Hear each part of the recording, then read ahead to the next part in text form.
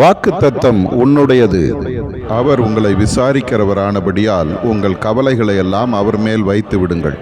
அவர்தாமே நம்முடைய பாடுகளை ஏற்றுக்கொண்டு நம்முடைய துக்கங்களை சுமந்தார். நமக்கு சமாதானத்தை உண்டு பண்ணும் ஆக்கினை அவர் மேல் வந்தது. அவருடைய தழும்புகளால் குணமாகிறோம்.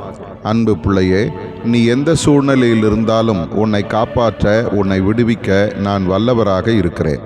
உன் பிரச்சனைகள் எனக்கு பெரிதல்ல. எப்போதெல்லாம் உன் பிரச்சனை பெரிதாக தெரிகிறதோ அப்பொழுது என்னை நினைத்துக்கொள். உன் பிரச்சனை விட பெரிய ஆண்டவர் என்னோடு இருக்கிறார் என்று அறிக்கை பண்ணு. நீ அதிசயங்களை காண்பாய்.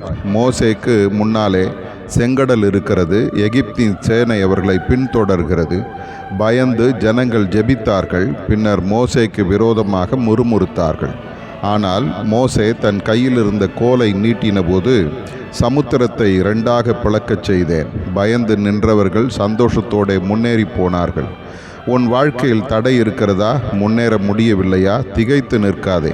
அற்புதம் செய்யும் என்னை நோக்கி கூப்பிடு. வேதத்தை வாசி, விசுவாச அறிக்கை செய். சகலத்தையும் மாற்ற வல்லவர் உன்னோடு இருக்கிறேன்.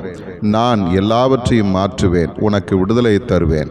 ஆதார வசனம்: வருத்தப்பட்டு பாரம் சுமக்கிறவர்களே, நீங்கள் எல்லாரும் என்னிடத்தில் வாருங்கள், நான் உங்களுக்கு இளைப்பாறுதல் தருவேன்.